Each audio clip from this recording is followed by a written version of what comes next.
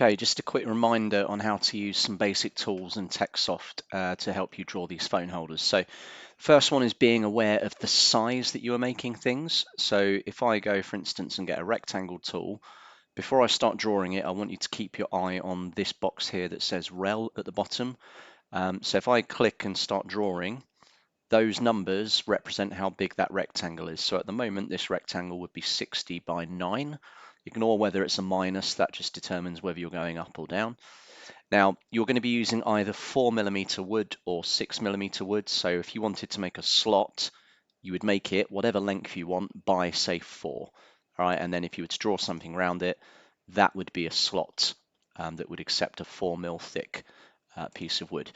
A little technique, a cheating way here. If you wanted to make another piece that in 3 dimensions would slot into this hole, what you can do is you can go and steal that. So get the arrow tool, drag a box around it, and click copy, this little thing down here.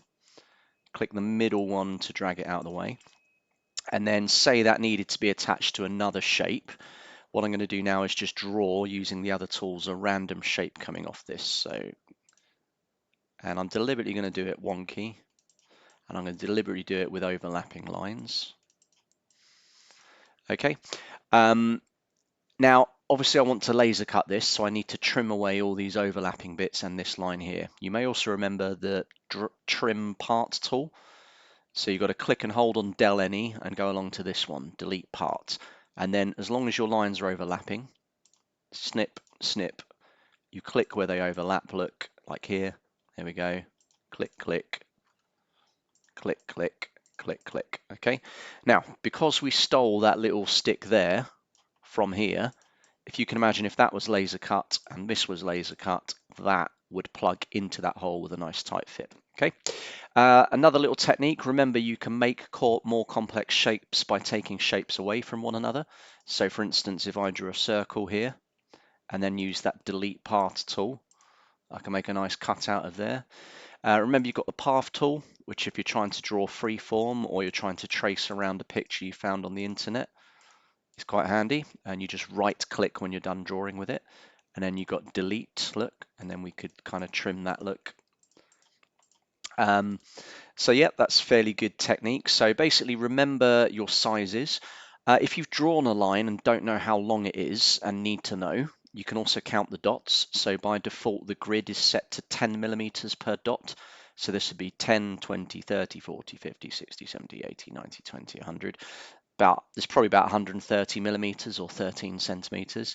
There is also a dimension tool, and you just click between 2 points, so here and here, and then you can see exactly 154. Now, the only thing about the dimension tool, it doesn't change as you change things. So it's like a one-time use. One thing I want you to remember is be a bit careful how you drag stuff. So like, for instance, if I selected all of this and then dragged the stretch bar, what you've got to remember is that hole in the middle now has shrunk by the same amount I've done there. And if we look, let's take it over here, you see it will no longer fit that protrusion. So you have to be a little bit careful. Remember, you can always do edit, undo, or Control Z on the keyboard to go back a step. I think the last thing I'm going to show you is how to take an image off the internet and turn it into an outline. And then pretty much beyond that, I'm going to leave you to draw all the parts yourself. So this is just a very short video just to get you started. So let's go on the web. I'm going to go Google and look for dinosaur graphic. Now this works best with very plain, simple outlines like black and white designs. So just say I wanted this dinosaur here that I've got. Okay, now it doesn't matter how you get the image, but copy it and paste it into your techsoft page. Don't worry about the size. Now, if it doesn't show up here, go and find another image. If it does show up, you should be fine. To turn this into an outline that you can use, bitmaps, vectorize bitmap, click on the picture. You want to choose monochrome, and then you want to drag this until the definition is the sharpest you can get it. So it's probably about there. Click OK, click OK. Now that is still not ready to be laser cut because it's one really thick line filled in. There's a few more things we need to do. So I would click on it, go to fill, up here and choose no fill, apply and OK. And you see that's turned it into two outlines. Now obviously we only need one outline and we probably want the inside one, but we can't select it at the moment. It picks it all as one. If you click on it and then move your mouse outside it, don't ask me why, and right click and choose either ungroup if it exists. If ungroup doesn't appear, choose explode. And if explode does work, then just go continue and OK. You should now, look, be able to pick lines independently. So I'm going to just pick the outside line and press delete on my keyboard. And there I have a nice outline of a dinosaur that I could then add into my design and build from. All right, so for instance, say I wanted this dinosaur to slot into there, I could go and copy that little bit. I'm going to draw another rectangle, which I'm going to deliberately make pass through the feet of my dinosaur just by overlapping. I'm going to bring it down a little bit. I'm going to stick my little tab on the bottom, overlapping, and then I'm going to get my delete part tool, snip, snip, snip, snip, and then carefully snip away the bits that I don't want.